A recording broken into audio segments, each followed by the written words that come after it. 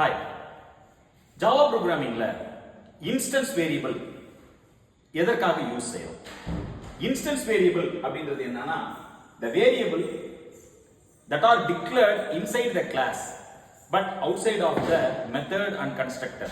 constructor மற்றும் method இல்லாமல் கிளாஸில் டிக்ளேர் செய்யக்கூடிய வேரியபிள் இன்ஸ்டன்ஸ் வேரியபிள் அப்படின்னு சொல்லுவோம். இந்த இன்ஸ்டன்ஸ் வேரியபிள் வந்து பாத்தீங்கன்னா கிளாஸ் லோட் ஆகிறப்பே இனிஷியலைஸ் ஆயிடும். அதனால நீங்க இன்ஸ்டன்ஸ் வேரியபிளுக்கு இனிஷியலைஸ் பண்ணணும்னு தேவை இல்லை.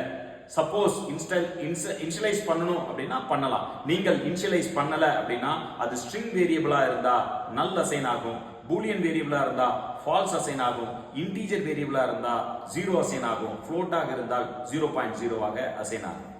இந்த இன்ஸ்டன்ஸ் வேரியபிள் ஒரு கிளாஸில் எவ்வளவு ஆப்ஜெக்ட் ரெஃபரன்ஸ் இருந்தாலும் அனைத்து ஆப்ஜெக்ட் ரெஃபரன்ஸ்களுக்கும் பொதுவானதாக இருக்கும்.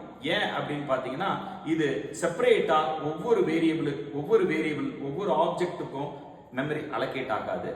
இது இன்ஸ்டன்ஸ் வேரியபிள் ஒன்ஸ் அலோகேட் ஆயிடுச்சுன்னா எவ்வளவு ஆப்ஜெக்ட்ஸ் ஆக இருந்தாலும் சரி அந்த இன்ஸ்டன்ஸ் வேரியபிள் காமனா அசைன் ஆகும். ஃபார் எக்ஸாம்பிள் ஒரு கிளாஸ் எழுதும். அந்த கிளாஸ்ல ஒரு நேம், ஏஜ், சிட்டி, டேட்டா இது மூன்றும் டிஸ்டிங்க்ட்.